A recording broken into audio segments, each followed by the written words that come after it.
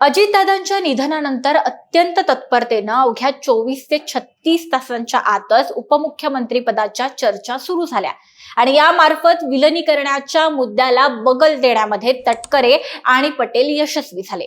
अर्थात सर्व स्तरातून त्यांच्या या राजकीय तत्परतेविषयी नाराजी व्यक्त केली गेली, ती आम्हीही केली।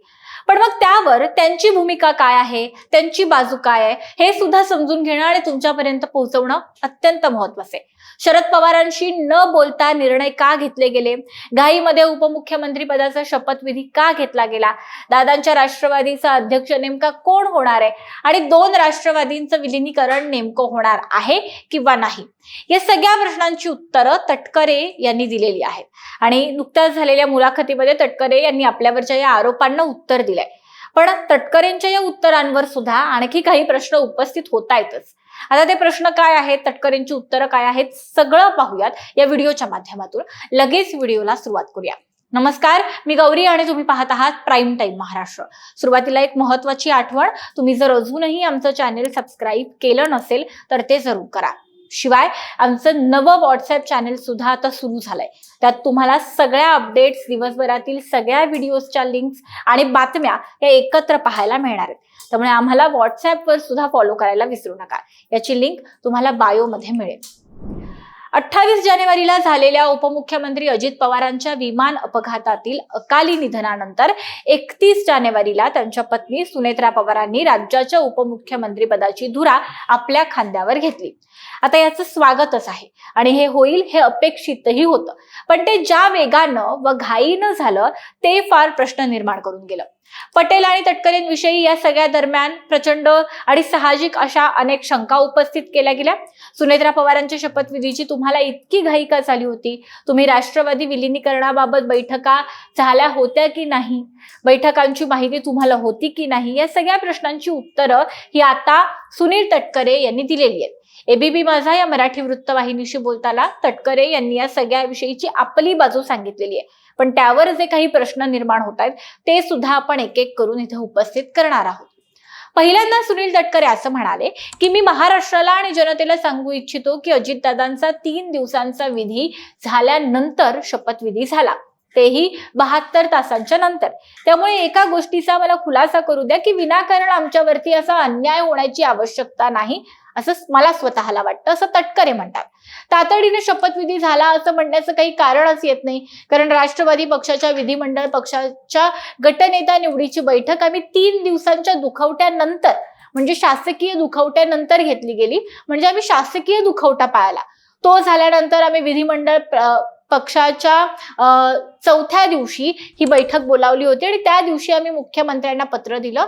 त्यानंतर राज्यपालांना विनंती केली आणि सुनेत्रा पवारांना उपमुख्यमंत्री पदाची शपथ दिली। त्यामुळे तातडीनं वगैरे असं काही म्हणण्याचा प्रश्नच कुठे येतो, असा सवाल तटकरे यांनी उपस्थित केलाय। ठीक आहे, म्हणजे आपण असं म्हणूया की तटकरेंनी आणि त्यांच्या पक्षानं अजितदादांसाठी फक्त शासकीय दुखवटा पाळला। पण असं जरी आपण मानलं तरी ज्या दिवशी या सगळ्या राजकीय चर्चा सुरू होत्या तेव्हा तटकरे आम्ही अजूनही दुःखात आहोत किंवा आम्ही अजूनही असा कोणताही निर्णय घेण्याच्या मनस्थितीमध्ये नाही असं का म्हणत होते? त्यांनी थेट माध्यमांना असं सांगायला हवं होतं की आमच्या राजकीय चर्चा सुरू आहेत आणि आम्ही थोड्याच वेळामध्ये तुम्हाला त्याबाबत सांगू। शपथविधी जरी 3 दिवसांनंतर झाला असेल तरी सुद्धा त्या शपथविधीसाठी किंवा त्या संपूर्ण प्रक्रियेसाठी ज्या चर्चा होत होत्या किंवा ज्या जोरदार चर्चा घाईघाईनं होत होत्या त्या 3 दिवसांमध्येच तर होत होत्या ना। असो, हा एक प्रश्न। याच्या पुढे आता तटकरे काय म्हणाले ते ऐकू।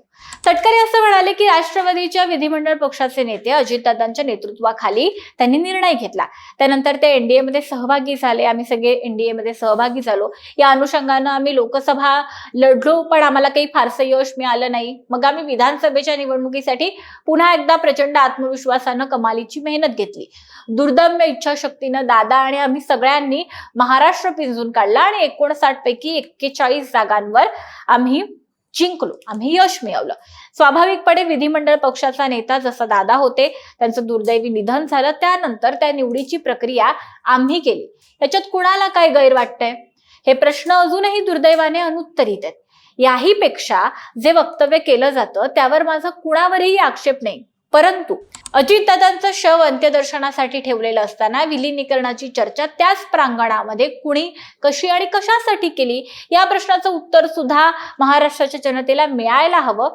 त्या माध्यमातून कुणाला घाई होती हे स्पष्ट होईल असं तटकरे म्हणतात.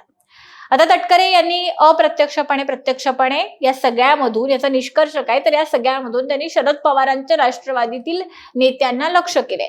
शरद पवारांच्या राष्ट्रवादीतील नेत्यांनी विलिनीकरणाचा जो मुद्दा तिथे चर्चेला आणला त्याविषयी तटकरे बोलतायत.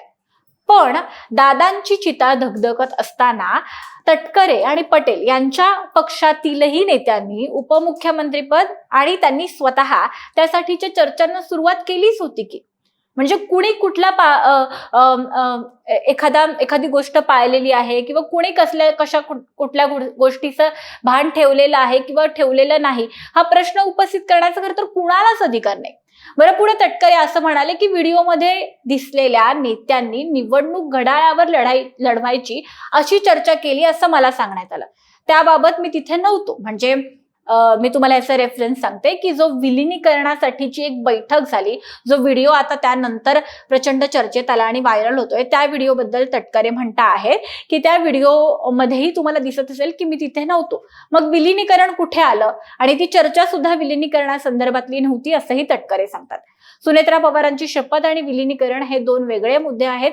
आधी विलिनीकरणाची चर्चा करणं म्हणजे उपमुख्यमंत्री दुसरं कुणाला करायचं होतं का?